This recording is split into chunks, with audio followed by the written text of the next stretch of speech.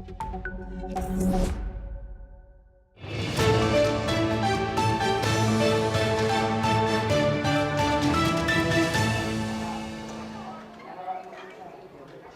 and welcome to the newsroom. Breaking this hour, UN Secretary General Antonio Guterres has expressed deep concern over the ongoing human suffering in Gaza, following the latest food security report, which highlights this precarious situation. While famine has been pushed back over 1.6 million people in Gaza, more than 75% of the population are at risk of extreme food insecurity and malnutrition. Guterres has described the situation as fragile and perilous as families continue to endure severe hardships. He has stressed the urgent need for a durable ceasefire, the opening of more crossings for aid, and the removal of restrictions on critical items. Guterres has also called for greater international focus on the deteriorating situation in the West Bank, emphasizing the importance of upholding international law. Let's have a look at what Antonio Guterres has shared.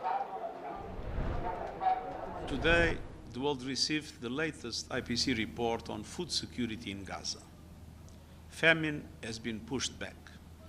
Far more people are able to access the food they need to survive, and we are preparing more than 1.5 million hot meals every day and delivering general food assistance packages across Gaza. But the gains are fragile, perilously so. And 1.6 million people in Gaza, more than 75% of the population, are projected to face extreme levels of acute food insecurity and critical malnutrition risks. It breaks my heart to see the ongoing scale of human suffering in Gaza. Families are enduring the unendurable. Children are forced to sleep in flooded tents. Buildings already battered by bombardment are collapsing under the weight of rain and wind, claiming more civilian lives. And we cannot lose sight of the rapidly deteriorating situation in the West Bank. Palestinians there face escalating Israeli settler violence, land seizures, demolitions, and intensified movement restrictions. Tens of thousands have been displaced following operations by Israeli forces in the northern West Bank. International law, including international humanitarian law and international human rights law, must be upheld across the occupied Palestinian territory, including East Jerusalem. Now we move on. President Volodymyr Zelensky has stressed the importance of Ukraine's relationship with Poland during a visit to Warsaw. Speaking alongside Poland's nationalist president Karol Nawrocki, Zelensky has highlighted the need for strong cooperation as Ukraine battles Russia. Nawrocki has said Ukrainians had failed to fully appreciate Poland's support during the war. Zelensky pushed back, insisting Ukraine has always been grateful to Poland. The exchange came during a joint press conference in the Polish capital, underscoring strengths, but also the strategic importance of the partnership. Let's listen into what the Ukrainian president had shared. Польща прийняла багатьох українців після початку вторгнення. Ми вдячні за це. Пам'ятаємо, як це було. Бувають часом непрості моменти в наших суспільствах, але ми, як президенти, ми маємо визначати таку політику, яка підтримує нас разом. Без належності України, без незалежності нашої держави Москва неминуче прийде сюди, піде далі в Європу. Без нашої незалежності Москва неминуче прийде за Польщу. Ukraine's President Volodymyr Zelensky has called for unity with Poland. Zelensky has warned that Moscow could target Poland if Russia's invasion is not stopped. He has stressed the importance of both nations' independence, and he has said Ukraine and Poland must stand together to deter further attacks. These remarks came during a press conference with Polish counterpart Karol Nawrocki. Let's listen into what the Ukrainian president has shared. Польща прийняла багатьох українців після початку вторгнення. Ми вдячні за це.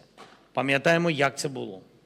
Бувають часом непрості моменти в наших суспільствах, але ми, як президенти, ми маємо визначати таку політику, яка підтримує нас разом. Без належності України, без незалежності нашої держави Москва неминуче прийде сюди, піде далі в Європу. Без нашої незалежності Москва неминуче прийде за. Several hundred people are protesting in front of the Lot-et-Garonne prefecture in southwestern France at the call of the Coordination Rural 47 Farmers Union. The protest is part of a wider intensified wave of demonstrations across France.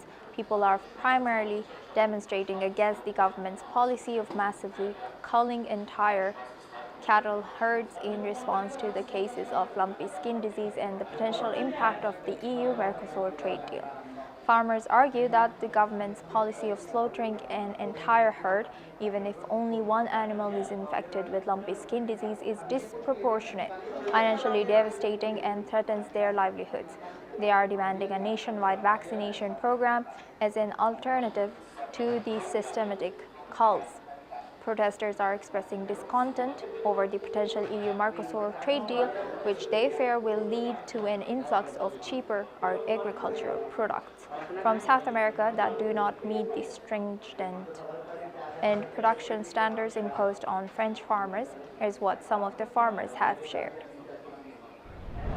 Appel à l'aide, là, c'est un vrai appel à l'aide. Aujourd'hui, les agriculteurs sont en crise, on est limite de la fin, franchement, hein, on arrive au bout d'un système agricole et on ne sait plus quoi faire. Le monde agricole ne sait plus quoi faire. Ça fait 2 ans qu'on appelle à l'aide, 2 ans qu'on dit qu'il faut trouver des solutions pour que l'agriculteur puisse vivre, pour que l'agriculture soit digne, pour que les agriculteurs arrivent à se retirer un salaire comme tout le monde. Et ça fait 2 ans qu'on a l'impression, c'est pas qu'une impression, ça fait 2 ans que nous ne sommes pas du tout écoutés. Je suis convaincue que c'est quelque chose d'important, d'urgent, et c'est quelque chose qui doit être raisonné et porté par tous les départements.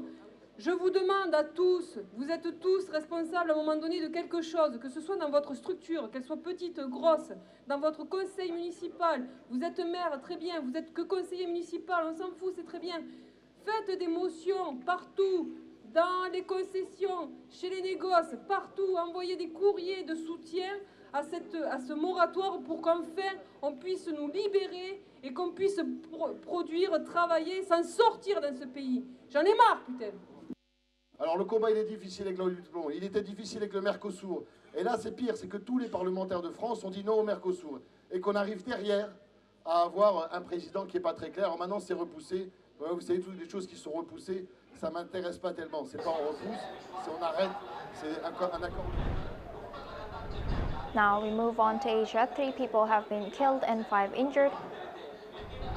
Have been injured when a knife-wielding attacker went on a rampage in central Taipei, and he has died during a police chase after falling from a building, as per reports. The alleged attacker had let off smoke bombs at Taipei's main train station and then ran to a nearby subway station in a busy shopping district, attacking people on the way. Reports suggest that the deceased suspected attacker had a prior criminal record and outstanding warrants, and his house has been searched. It was also 有嫌犯嘛，在大概中山区捷运站那个马路的十字路口那边丢烟雾弹，然后开始拿双刀从那边冲进去砍人，那大家当然都很慌张。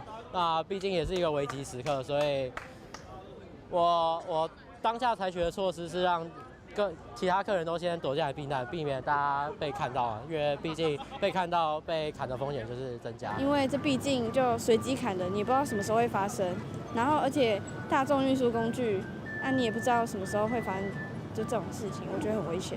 我以为是恐怖分子来犯案这样，我一开始以为是国外的人，就想不到，好像是台湾人吧。Now we move on. China has urged Japan to make a clean break with militarism and to pursue peaceful development, warning that recent actions by Tokyo have alarmed neighboring countries. Speaking at a regular press conference in Beijing, Chinese Foreign Ministry spokesperson has said Japan's recent militarization moves and comments on Taiwan have raised vigilance and opposition across the region.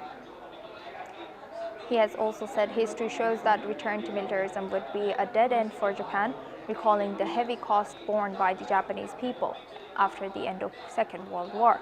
Let's listen into what the Chinese Foreign Ministry spokesperson has shared.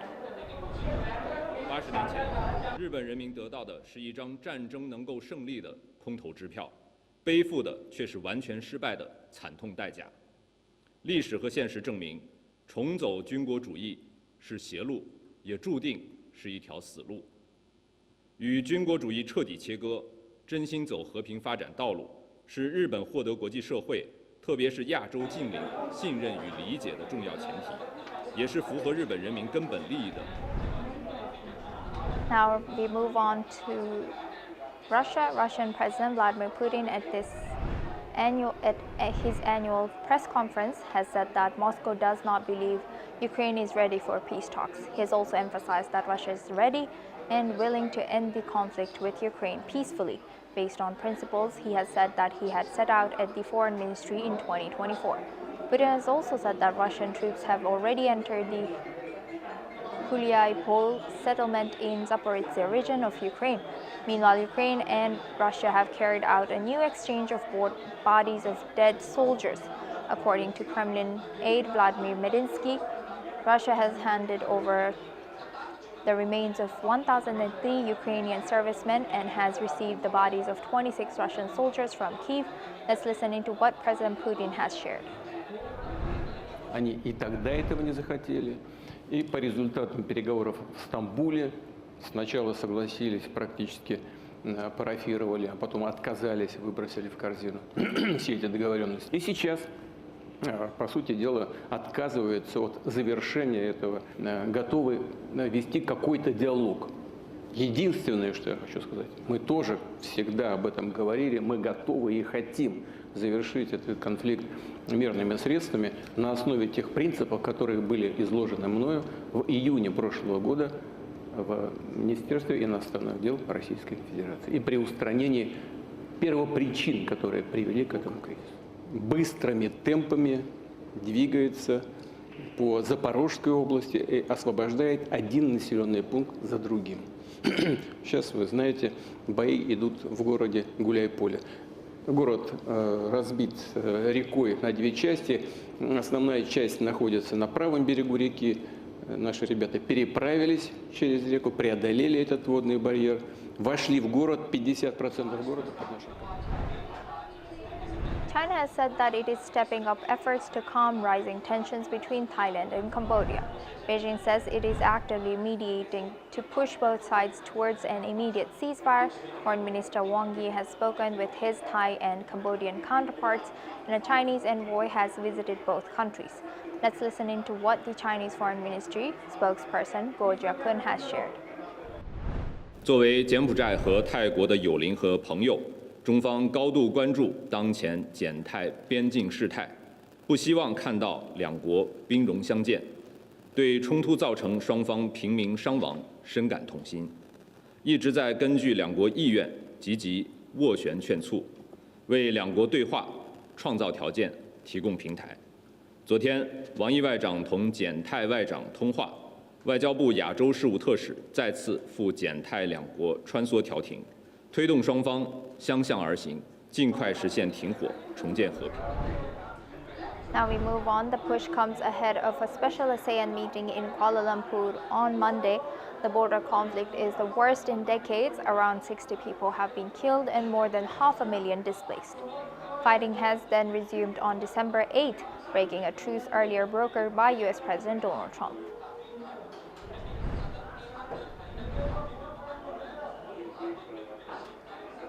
Now we move on. Chinese Foreign Ministry spokesperson has said that China's position on TikTok issue is consistent and clear, following the reports that TikTok has signed a joint venture deal with maintaining U.S. operations and avoiding a ban. Moscow has warned that Taiwan by saying that the U.S. approved $11 billion arms sale to Taiwan and will increase the risk of conflict between China and U.S. as such moves put the region on a power kick. Let's listen into what he has shared. 具体问题建议向中方主管部门进行询问。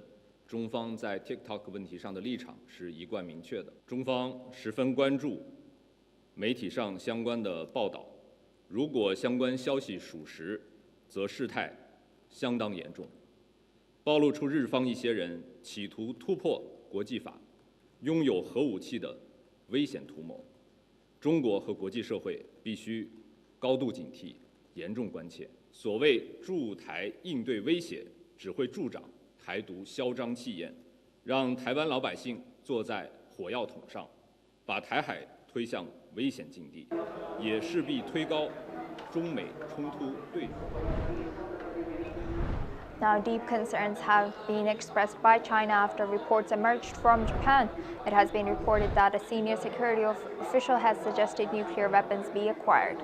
The situation has been described by Beijing as quite serious. Warnings have been issued over a possible violation of international law. The remarks have been called a dangerous attempt to circumvent international rules by Chinese Foreign Ministry spokesperson Go Jiakun. While political difficulties were acknowledged, Japan's nuclear policy has been reaffirmed as unchanged by Chief Cabinet Secretary Minoru Kihara.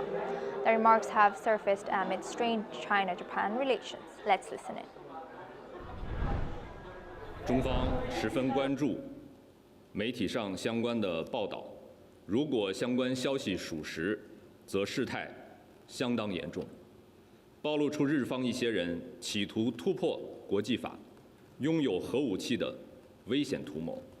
中国和国际社会必须高度警惕，严重关切。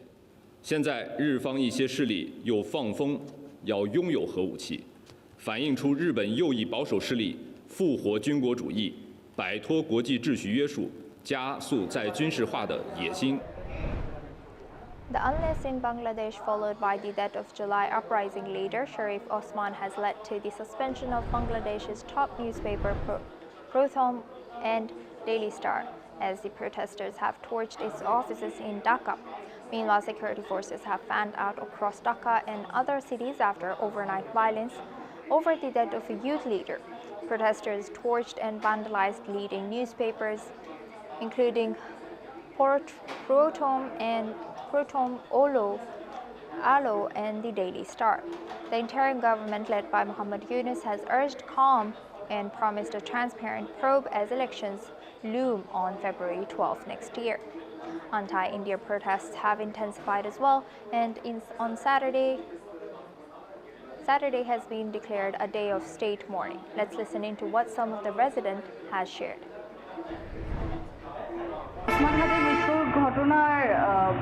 প্রকাশ হওয়ার পর থেকেই হচ্ছে প্রথম আলো থেকে move যেই সৃষ্টিটা হয়েছিল সেইটাই মুভ করে ডেইলি স্টারে পর্যন্ত আসে এবং পরবর্তীতে তো আপনারা সবাই দেখেছেন যে কী অবস্থায় গেছে।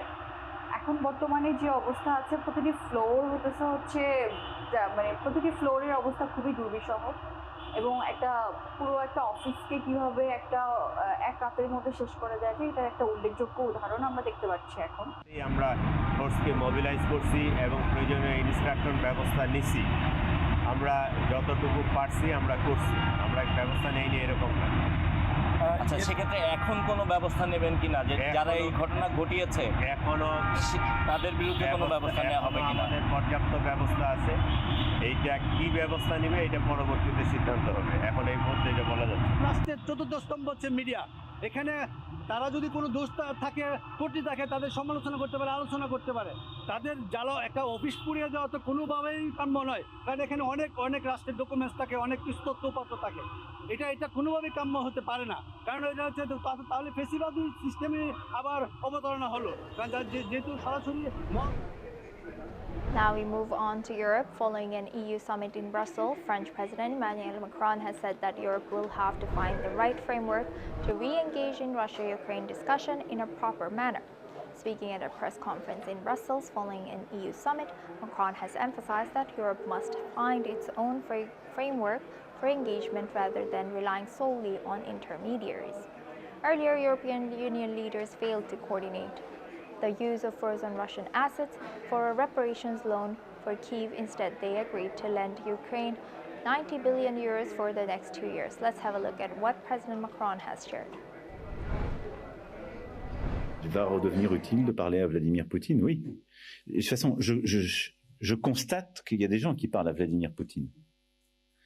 Donc, je pense que nous, Européens et Ukrainiens, on a intérêt à trouver le cadre pour réengager cette discussion en bonne et due forme. Sinon, on discute entre nous avec des négociateurs qui vont seuls discuter avec les Russes. Ce n'est pas optimal. Oh shit. Now we move on to our next news. Thousands of farmers from across Europe rallied near the European Parliament in the Europa building in Brussels yesterday, where the European Union leaders were holding a summit and discussing over a long negotiated trade deal which involves the South American bloc, Mercosur. Outside the European Parliament, the situation later escalated into violence and police had to use water cannons and tear gas to disperse the protesters. The protesters there mainly targeted the free trade agreement between the EU and the four founding Mercosur countries, Argentina, Brazil, Paraguay, and Uruguay. Now, the deal was initiated more than 20 years ago, but it only reached an agreement in principle in 2019, and the negotiations were finalized in 2024.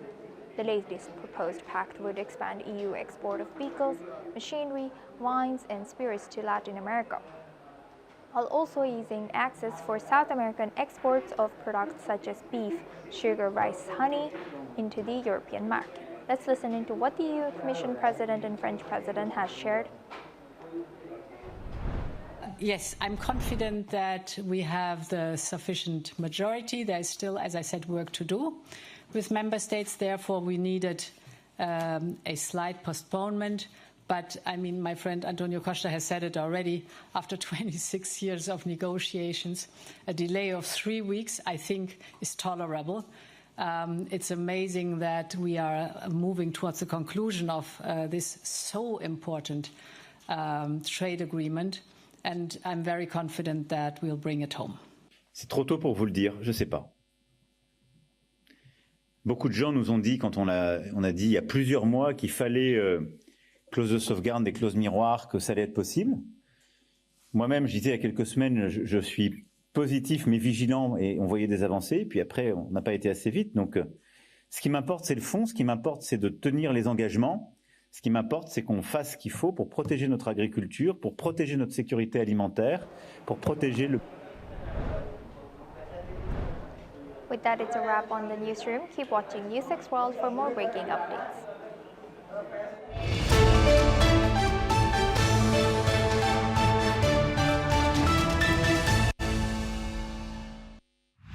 Thank you.